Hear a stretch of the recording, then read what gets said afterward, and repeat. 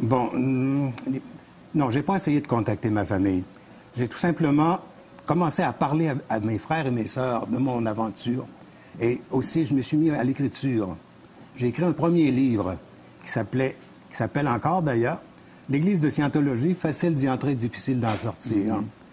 Et bon, après, j'ai oublié la chose. J'ai produit, 4 autres livres, de la science-fiction, des contes traditionnels, des histoires fantastiques et des romans.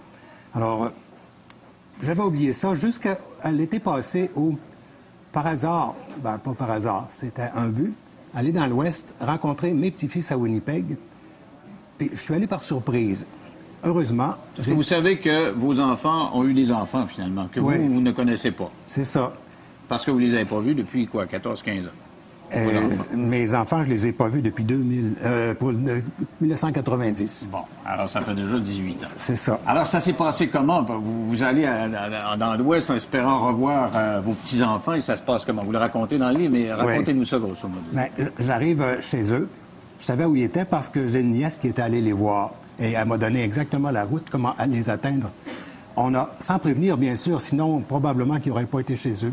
Alors, dimanche matin, le 24 juin 2007, je cogne à la porte à 10h30 et un beau grand garçon, copie conforme de mon fils Philippe, quand il avait cet âge-là, vient m'ouvrir et il me demande « c'est quoi? » J'ai dit « je suis ton grand-père, Jean-Paul. » Il me fait attendre un moment et il va consulter sa mère, puis au bout de 2 essais, il revient puis il me fait entrer. Alors, ça a été très sympathique, ça a été chaleureux aussi comme réception. On est allé déjeuner avec eux au restaurant. Et quand on est parti, les enfants sont venus m'embrasser chaleureusement et ils m'ont serré dans leurs bras. C'était émouvant. Et de retour chez nous, après, j'envoie une carte de fête aux plus jeunes. J'ai eu le déplaisir de la recevoir 3 semaines plus tard, cachetée dans une autre enveloppe avec une lettre du chef de justice de la Scientologie me disant que mes petits-enfants refusent de communiquer avec moi. Ça, je ne le crois pas. Parce que vous avez eu un bon contact en les voyant. Exactement.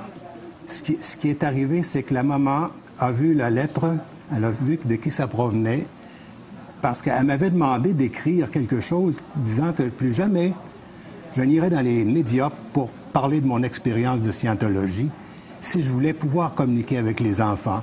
Une condition. C'était une condition. On ne parle plus de ça à la télé ou dans les livres et on peut voir les enfants. C'était pas si sûr que ça.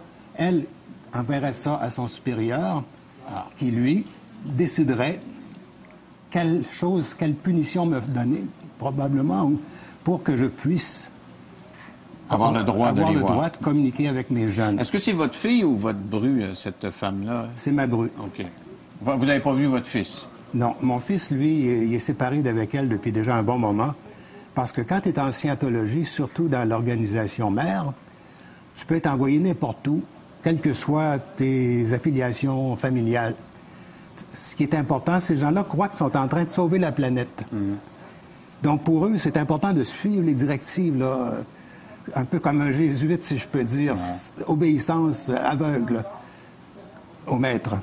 Alors donc, c'est votre bru qui a dit, qui est allé voir les autorités de la Scientologie, qui vous a envoyé cette lettre-là, et pour vous, c'est impossible maintenant de les voir.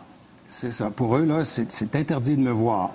Et vous avez un fils qui est au Québec, quand même. Oui, j'ai un fils qui est probablement à Trois-Rivières actuellement avec sa mère. Exactement. Je pourrais aller voir. Il y a un centre Narconon qui vient d'être ouvert à Trois-Rivières. Narconon, c'est une filiale de la Scientologie qui, en principe, font de la désintoxication de narcomanes ou d'alcooliques ou n'importe quoi avec les méthodes de Ron Hubbard. Et, ils vont dire que ça n'a rien à voir avec la Scientologie, mais